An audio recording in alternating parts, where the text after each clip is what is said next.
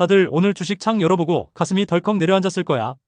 파란불이 가득한 화면을 보면 나라도 기운이 안 나고 온종일 멍한 기분이 들었을 것 같아. 2026년 4월 지금 우리가 서 있는 이 자리는 정말 한치 앞도 보이지 않는 짙은 안개 속이나 다름없어. 어쩌면 우리 생애 가장 혹독한 시기일지도 몰라. 중동 전쟁 여파로 유가는 어느새 150달러를 넘었고 우리 집 대출 금리는 7%를 돌파했으니 님들이 느끼는 그 막막함이 얼마나 클지 내가 감히 짐작조차 안 가. 이러다 정말 다 망하는 거 아니야? 내 집은 지킬 수 있을까? 라는 걱정이 드는 건 님이 약해서가 아니야. 지금 상황이 객관적으로 봐도 정말 엄중하고 무섭기 때문이야. 하지만 님들, 이럴 때일수록 우리끼리는 서로 다독이면서 냉정하게 길을 찾아야 해. 공포에 잡아먹히면 정말 아무것도 할 수 없게 되거든. 요즘 유튜브 보면 자극적인 썸네일로 공포만 심어주거나 무조건 다 괜찮을 거라는 무책임한 영상들이 참 많지? 나는 그런 건 지양하고 싶어. 대신 오늘은 진짜님들에게 실질적으로 도움이 될 만한 당장 오늘 오후부터 실행에 옮길 수 있는 아주 구체적이고 촘촘한 행동 강령을 가져왔어. 오늘 영상의 핵심은 딱 하나야. 바로 현금 50%를 확보하는 것이 지금 이 지옥 같은 장에서 가장 훌륭하고 공격적인 투자라는 사실을 깨닫는 거지. 인플레이션 때문에 화폐 가치가 똥값이 된다는데 현금을 들고 있으면 손해 아닌가요? 라고 똑똑하게 되묻는 님들도 분명히 있을 거야. 평소라면 님들의 말이 100% 맞아. 하지만 지금처럼 전쟁이 터지고 변동성이 미쳐 날뛰는 장에서는 현금이 곧 님을 지켜줄 유일한 무기이자 생명줄이 돼. 유가 150달러 시대에는 주식이든 부동산이든 기존의 가치 기준이 완전히 무너지고 재평가될 수밖에 없다는 걸 우리는 겸허하게 받아들여야 해. 그래서 오늘 내가 왜 이렇게까지 입이 닳도록 현금을 강조하는지 그 논리적인 근거와 전략적 가치를 이전보다 훨씬 더 풍성하게 설명해 줄게. 특히 몇 년 전 무리해서 영혼까지 끌어모아 집을 샀던 우리 영끌족님들, 오늘 이 영상은 정말 님들을 위해 밤새워 쓴 거나 다름없어. 님들이 매달 이자 내느라 느끼는 그 숨막히는 압박감을 내가 어떻게든 덜어줄 수 있는 현실적인 시나리오를 짜왔으니까 끝까지 집중해서 들어봐. 내 말투가 좀 편하고 부드러워서 혹시 가볍게 들릴 수도 있겠지만 옆집 형이나 오빠가 진심을 담아 조언해주는 거라고 생각해주면 좋겠어. 정보가 쓰레기처럼 넘쳐나는 시대지만 진짜 님들의 지갑을 지키고 가게를 살려줄 수 있는 뼈 때리는 정보는 생각보다 찾기 힘들거든. 지금 이 순간에도 님들의 소중한 자산이 어딘가로 새어나가고 있다면 더 늦기 전에 그 구멍을 찾아내서 막는 게 무엇보다 시급한 순서야. 본격적인 분석에 들어가기 전에 구독이랑 좋아요는 우리 식구라는 증표인 거 알지? 알림 설정도 꼭 해둬야 실시간 대응이 가능해. 이런 위기 상황일수록 시장의 미세한 변화를 빠르게 캐치해서 정보를 주고받는 게 님들의 자산의 생사를 결정짓는 핵심 키워드가 될 거야. 자, 그럼 2026년 4월 우리를 위협하는 고유가와 고금리의 진짜 정체부터 하나씩 차근차근 파헤쳐보자고. 먼저 복잡한 국제 정세부터 찬찬히 들여다보자. 미국이랑 이란의 갈등이 우리가 예상했던 것보다 훨씬 더 깊고 장기화되고 있는 모양새지. 특히 호르무즈 해협이 사실상 봉쇄됐다는 소식은 우리나라 같은 에너지 수입, 의존도가 기형적으로 높은 국가에겐 그야말로 치명적인 직격탄이야. 우리나라가 쓰는 원유의 70% 이상이 저 좁은 해협을 지나오는데 그 길이 막혔으니 기름값이 150달러를 돌파하는 건 어찌 보면 당연한 수순이지. 유가가 오르면 단순히 주유소 기름값만 비싸지는 게 아니야. 우리 생활의 근간을 이루는 물류 시스템 전체가 마비될 수도 있는 심각한 문제야.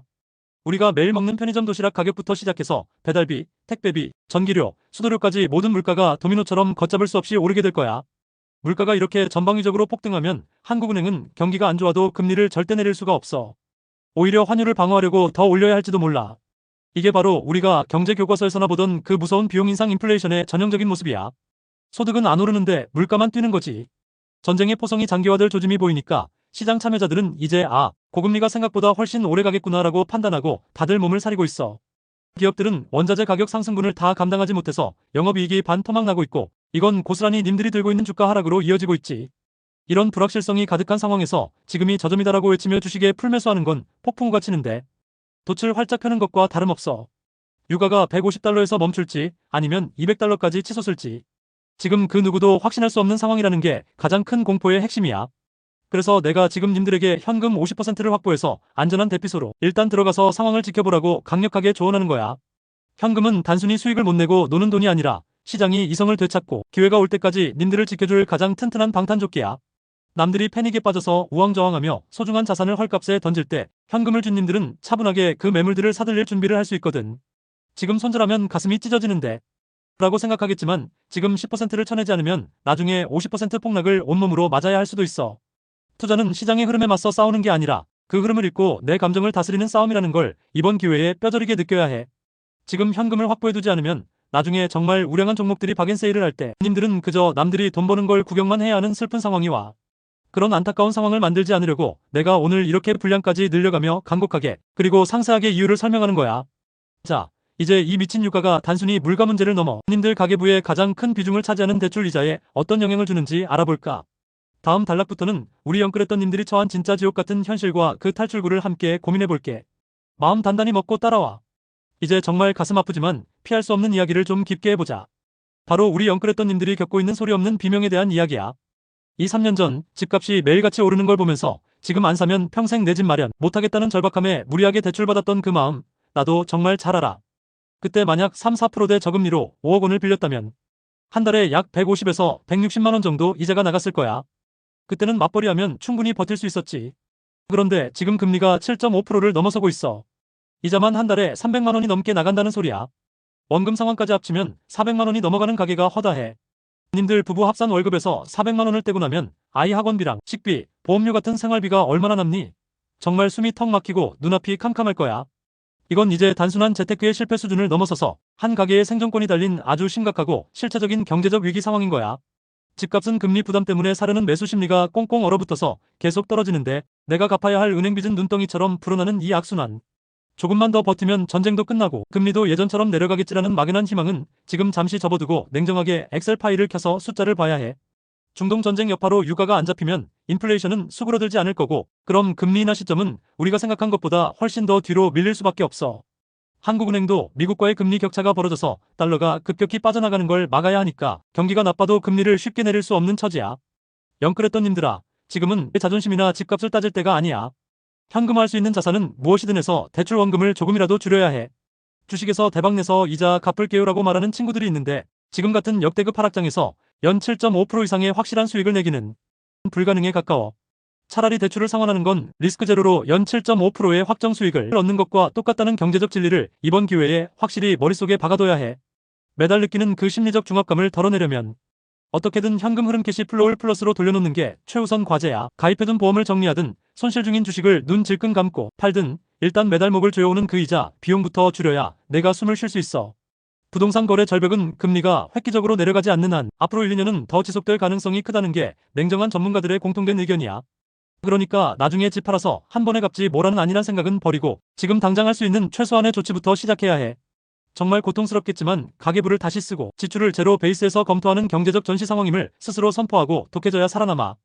오늘 내 말이 내 가슴에 비수처럼 꽂히겠지만 나중에 폭풍이 지나가고 나서 그때 내 말 듣고 정리하길 잘했다고 웃으며 말할 날이 꼭 올 거야. 자, 그럼 이 지옥 같은 금리 상황에서 우리를 구원해줄 현금 50%의 힘이 구체적으로 어떤 마법을 부리는지 더 깊이 들어가 보자. 자, 이제 님들이 가장 궁금해할 왜 하필 현금 비중이 50%여야 하는가에 대한 전략적이고 통계적인 이야기를 해줄게. 현금 50%는 님들 전체 자산이 어떤 풍파에도 무너지지 않게 지탱해주는 가장 단단하고 이상적인 경제적 무게중심이야. 주식이나 부동산에 자산이 100% 묶여있으면 시장이 10%만 흔들려도 님들 멘탈은 90% 이상 박살나고 일상생활이 불가능해져. 하지만 현금이 딱 절반만 있어도 시장을 보는 눈이 달라져. 어라? 더 떨어지네? 오히려 좋아. 나중에 더 싼 가격에 주어야지라는 여유가 생기거든. 투자의 세계에서 이 심리적 여유가 있느냐 없느냐가 결국 하락장 끝에서 승자와 패자를 가르는 결정적인 차이를 만든다는 걸 잊지 마.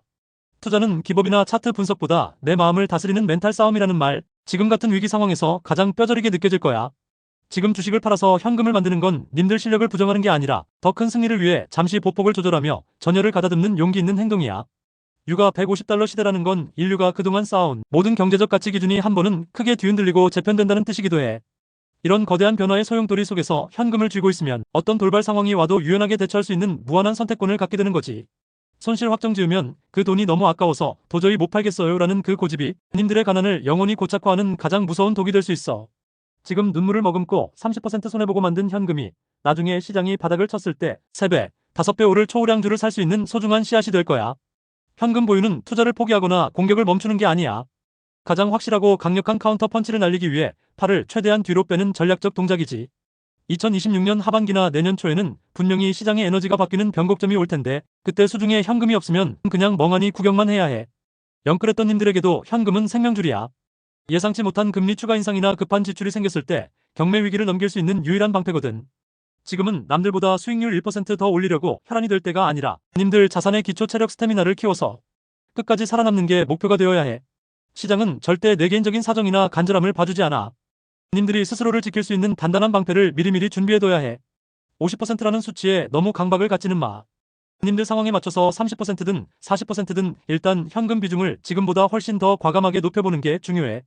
마음이 불안해서 손이 떨린다면 일단 현금부터 만들어봐. 신기하게도 현금이 늘어나는 만큼 시장이 훨씬 더 객관적이고 차갑게 보이기 시작할 거야. 자, 그럼 이 위기를 인생의 기회로 바꿀 수 있는 경제광부만의 구체적인 실천 로드맵을 정리해줄게. 이제 다 왔어. 조금만 더 힘내. 마지막까지 집중해서 들어야 님들의 지갑을 지킬 수 있어. 이제 실전이다. 이제 결론으로 들어갈게. 복잡한 이론 다 치우고 오늘 영상이 끝나자마자 님들이 당장 스마트폰을 켜서 해야 할 일 3가지를 딱 정리해줄게. 첫째, 네 포트폴리오 전체를 냉정하게 훑어보고 현금 비중 50%를 무조건 만들어. 미련이나 감정 섞지 말고 아주 기계적으로 실행해. 내일은 조금이라도 반등하겠지라는 희망 고문에 더 이상 속지 마. 약세장에서의 반등은 현금을 만들 수 있는 마지막 탈출 기회일 뿐이야. 둘째, 가계 부채의 전면적인 구조조정을 시작해. 연 7%가 넘는 고금리 이자는 님들의 미래 자산 가치를 야금야금 파먹는 무서운 좀비나 다름없어. 현금이 조금이라도 생기면 다른 주식 살 생각 절대 하지 말고 대출 원금부터 상환해서 매달 나가는 고정 지출의 무게를 확실히 줄여야 해. 셋째, 현금을 들고 대기하면서 위기 속에서 더 빛날 진짜 기업들을 지독하게 공부하며 때를 기다려야 해. 유가 150달러라는 악조건 속에서도 돈을 긁어모으고 고금리 상황에서도 사내 보유 현금이 넘쳐나서 이자 수익을 거두는 그런 알짜 기업들 말이야. 현금을 들고 공부하다 보면 대중이 비명을 지르며 도망치는 그 순간에 지금이 바로 내 인생을 바꿀 기회다 싶은 확신의 순간이 반드시 와. 영끌했던 님들아, 지금 상황이 너무 괴롭고 죽고 싶을 만큼 힘들겠지만 절대로 님들 자신을 비하하거나 자책하지 마. 님들은 충분히 열심히 살았어.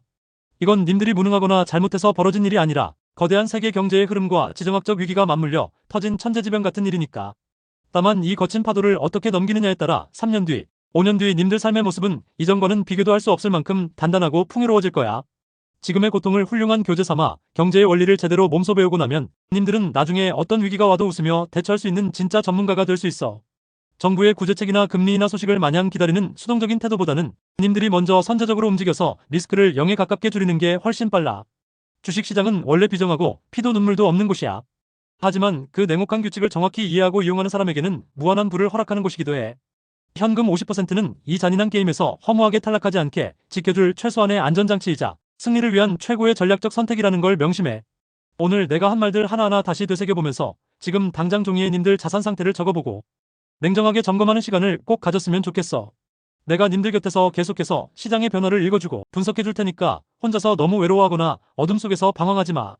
우리는 이 거센 파도를 함께 넘어서 결국은 더 넓고 평온한 바다로 반드시 나갈 거야. 우리 식구들에겐 그럴 저력과 지혜가 충분히 있거든. 투자는 100m 달리기가 아니라 마라톤이야. 지금 잠시 한 걸음 뒤로 물러나서 숨을 고르는 게 결코 지는 게 아니라는 걸 꼭 기억해줬으면 좋겠어. 자, 이제 마지막으로 내가 님들에게 꼭 전하고 싶은 진심을 꾹꾹 눌러 담은 따뜻한 조언 한마디 들어줘. 오늘 이야기 평소보다 훨씬 길고 내용도 묵직했지? 그래도 끝까지 집중해서 들어준 님들이 정말 대견하고 고마워.